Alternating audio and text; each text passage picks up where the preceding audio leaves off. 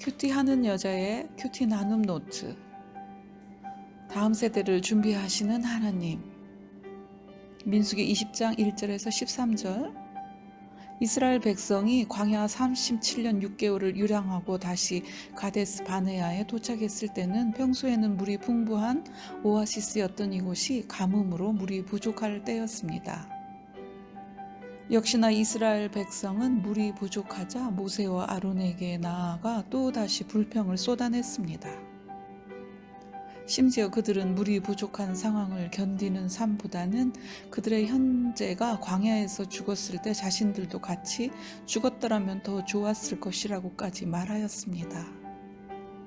그들의 불평은 물 부족에서 끝나지 않고 애굽에서 종살이했던 때가 오히려 좋았다며 파종할 곳이 없고 무화과도 없고 포도도 없고 석류도 없고 마실 물도 없는 이곳은 나쁜 곳이라고 했습니다.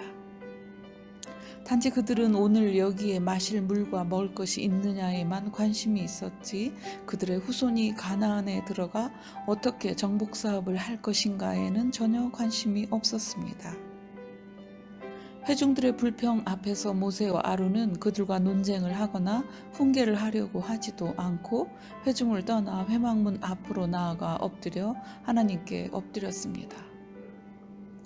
회막문 앞에서 기도하는 모세에게 하나님께서 말씀하셨습니다. 지팡이를 가지고 내 형 아론과 함께 회중을 모으고 그들의 목전에서 너희는 반석에게 명하여 물을 내라 하라. 내가 그 반석이 물을 내게 하여 회중과 그들의 짐승에게 마시게 할지니라. 모세는 하나님의 명령대로 지팡이를 잡고 기도의 자리에서 일어섰습니다. 그리고 회중을 반석 앞으로 모으고 회중을 향해 소리쳤습니다. 반역한 너희여 들으라. 우리가 너희를 위하여 이 반석에서 물을 내랴. 광야 40년 동안 회중들의 끝없는 불평에 지친 모세가 가나안 진입을 앞두고 전에 없던 모습을 보였습니다.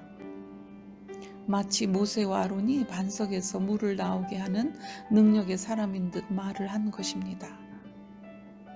그리고 모세는 손을 들어 그의 지팡이로 반석을 2번씩이나 쳤습니다. 하나님께서 모세에게 단지 반석에게 명하여 물을 내라 하셨는데 모세는 회중의 불평에 분노한 나머지 지팡이로 반석을 2번 내리쳤던 것입니다. 이 모습은 모세가 애굽의 왕자로 지낼 때 동족을 구타한 애굽 관원을 죽였을 때의 혈기 부린 모습을 보는 듯합니다. 모세가 비록 하나님의 명령대로 따르지는 않았지만 하나님께서는 반석에서 물이 솟아 나오도록 하셔서 회중과 가축들이 물을 마시도록 하셨습니다. 그러나 모세와 아론에게 청천벽력 같은 말씀을 하셨습니다. 너희가 나를 믿지 아니하고 이스라엘 자손의 목전에서 내 거룩함을 나타내지 아니한 고로 너희는 이 회중을 내가 그들에게 준 땅으로 인도하여 드리지 못하리라. 출애굽 1세대는 여호수아와 갈렙 외에는 가나안에 들어가지 못한다는 말씀이 현실화되어졌습니다. 여선지자 미리암도 이미 죽어 가데스에 묻혔습니다. 모세는 하나님이 이 결정을 번복해 주시기를 기도했습니다. 구하옵나니 나를 건너가게 하사 요단 저쪽에 있는 아름다운 땅 아름다운 산과 레바논을 보게 하옵소서. 그러나 하나님께서는 뜻을 바꾸지 않으셨습니다. 너는 비스가 산 꼭대기에 올라가서 눈을 들어 동서남북을 바라고 내 눈으로 그 땅을 바라보라. 너는 이 요단을 건너지 못할 것이다. 말씀하셨습니다. 하나님께서는 모세의 후계자를 여호수아로 지명하시고 모세가 직접 후계자 교육을 시키도록 하셨습니다. 너는 여호수아에게 명령하고 그를 담대하게 하며 그를 강하게 하라. 그는 이 백성을 거느리고 건너가서 내가 볼 땅을 그들의 기업으로 얻게 하리라.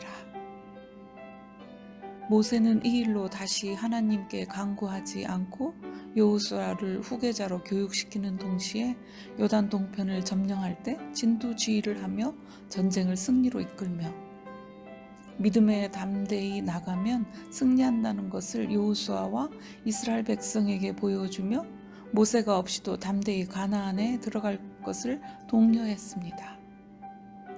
모세의 요단 동편 정복 전쟁의 대승은 이웃 나라를 떨게 할 정도였습니다. 모압 왕 발락은 파죽지세로 전쟁에서 승리하는 이스라엘 백성을 두려워하여 발람이라는 복술가를 불러 이스라엘을 저주하라 부탁할 정도였습니다. 하나님께서 평생 충성되게 일한 모세를 한 번의 실수로 가나안에 들여보내지 않으신 것은 너무 가혹해 보이기도 합니다. 그러나 모세의 곁에서 이를 지켜본 후계자 여호수아는 하나님의 뜻을 가장 잘 이해한 듯 보입니다. 하나님께서는 모세가 반석을 지팡이로 2번씩 두드리며 마치 본인이 물을 솟구쳐 오르게 하는 사람인 듯 말한 모세를 향해 하나님의 거룩을 나타내지 않았다 하셨는데, 여호수아는 하나님께서 우리에게 요구하시는 삶이 무엇인지 모세의 사건을 통해 이해한 듯 보입니다. 가나안 정복 전쟁에서 승리한 후 여호수아는 그들의 승리가 그들의 위대함 때문이 아니라 하나님께서 그들을 이끄셨기에 승리했음을 모세의 사건을 통해 배웠습니다. 그래서 여호수아는 가나안 정복 전쟁에서 승리한 후에 이스라엘의 왕이 되지 않았습니다. 그리고 땅을 분배받을 때도 여호수아는 모두에게 땅을 분배한 후 가장 늦게 자신과 자신의 후손들을 위한 땅을 분배받았습니다. 여호수아의 삶은 하나님의 거룩을 나타낸 삶이었습니다. 하나님께서 모든 사건과 상황에서 모세 다음 세대를 미리 준비하시고 훈련시키신 결과 여호수아와 같은 지도자가 있었습니다.